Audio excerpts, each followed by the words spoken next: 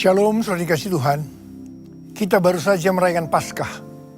Paskah berbicara tentang kasih Tuhan Yesus yang luar biasa kepada umat manusia. Seperti yang tertulis di 1 Korintus 15 ayat 3 dan 4. Sebab yang sangat penting telah kusampaikan kepadamu, yaitu apa yang telah kuterima sendiri, ialah bahwa Kristus telah mati karena dosa-dosa kita, sesuai dengan kitab suci, bahwa ia telah dikuburkan, dan bahwa ia telah dibangkitkan pada hari yang ketiga sesuai dengan kitab suci. Tak terukur kasih-Mu Yesus, Kau telah mati gantikan diriku. Kau curahkan darah-Mu untuk tebus dosaku. Layaklah Kau Tuhan dipuji dan disembah dengan segenap hatiku. Layaklah Kau Tuhan dipuji dan disembah dengan segenap jiwa ragaku. Kristus telah mati karena dosa-dosa kita. Alkitab katakan semua orang telah berbuat dosa dan telah kehilangan kemuliaan Allah. Upah dosa ialah maut, mati. Kematian ada 3 macam. Yang pertama, mati secara rohani, karena kemuliaan Allah meninggalkan manusia. Yang kedua, mati secara jasmani, roh manusia terpisah dari tubuh. Yang ketiga, mati kekal selama-lamanya, tempatnya di neraka.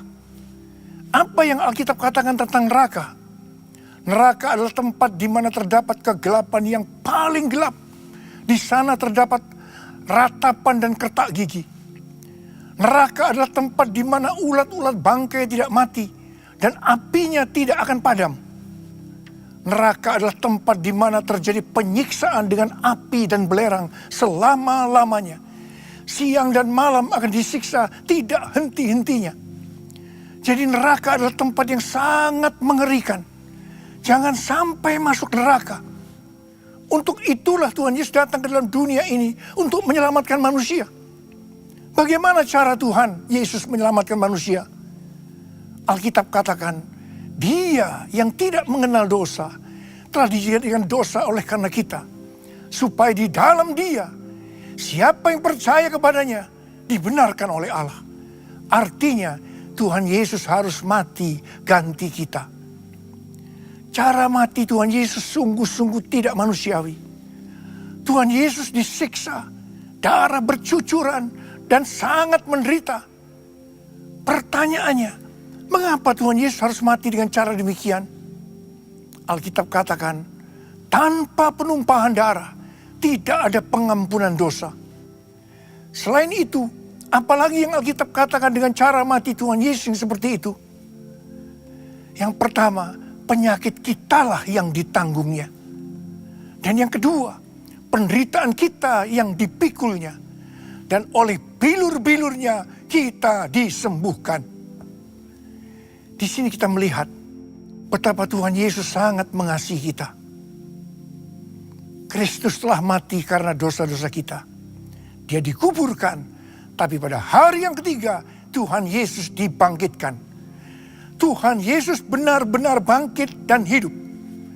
Karena Tuhan Yesus hidup, maka pemberitaan firman Tuhan tidak sia-sia. Karena Tuhan Yesus hidup, kepercayaan kita tidak sia-sia. Kita tidak akan mati di dalam dosa-dosa kita, tetapi kita akan hidup kekal bersama-sama dengan Dia selama-lamanya. Karena Tuhan Yesus hidup, orang yang mati di dalam Dia akan mendapatkan hidup kekal selama-lamanya. Karena Tuhan Yesus hidup, kita bukan orang-orang yang paling malang dari segala manusia, tapi justru orang-orang yang paling beruntung dari segala manusia.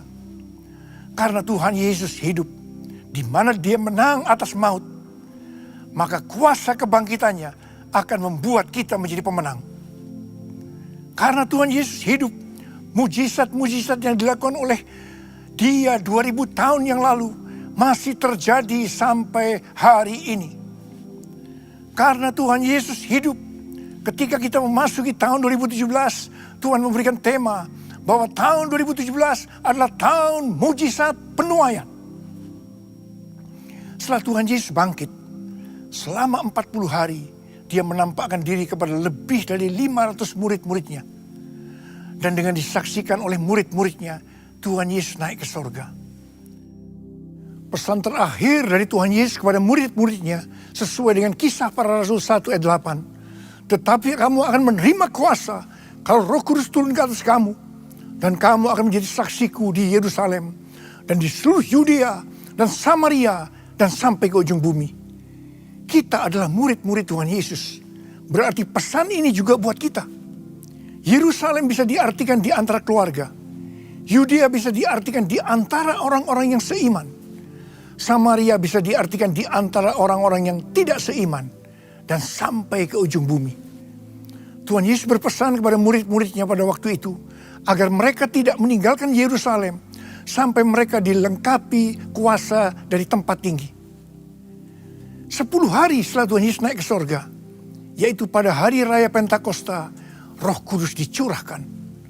120 murid Tuhan Yesus yang berada di kamar loteng Yerusalem, di mana mereka selama 10 hari bertekun dengan sehati dalam doa bersama-sama, dipenuhi Roh Kudus dengan tanda awal berbahasa roh. Setelah itu mereka dipakai secara luar biasa untuk menuai jiwa-jiwa bagi Kristus. Hal yang seperti ini terjadi sampai hari ini. Sekarang kita sedang memasuki era Pentakosta yang ketiga. Sesuai dengan Yoel 2 ayat 28 sampai dengan 32. Pada saat Roh Kudus dicurahkan, anak-anak, pemuda, dan orang tua akan dipakai secara luar biasa. Mujizat-mujizat dan goncangan-goncangan akan terjadi luar biasa. Dan di tengah-tengah itu terjadi penuaian jiwa besar-besaran. Saya percaya ini adalah penuaian jiwa yang terbesar dan terakhir sebelum Tuhan Yesus datang untuk kali yang kedua. Tuhan Yesus sekarang berada di sorga, duduk sebelah kanan Allah Bapa. Dan dia berpesan kepada kita bahwa kedatangannya untuk kali yang kedua sudah sangat-sangat dekat. Mari kita mempersiapkan diri sebaik-baiknya. Selamat Paskah. Dan biarlah kuasa kebangkitan Tuhan Yesus memberi kita kuasa untuk menjadi pemenang. Semua dipenuhi Roh Kudus dengan tanda awal berbahasa roh. Dan semua dipakai untuk menuai jiwa-jiwa bagi Kristus. Dan pada saat dia datang nanti di awan-awan, kita akan diangkat bersama-sama. Saya mau berdoa buat saudara. Angkat tangan saudara. Saya doakan. Tuhan, berkatilah anak-anak-mu. Memasuki tahun 2017, ini adalah tahun mujizat penuaian.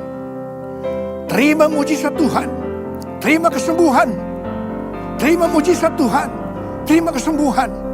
Dalam nama Yesus, amin.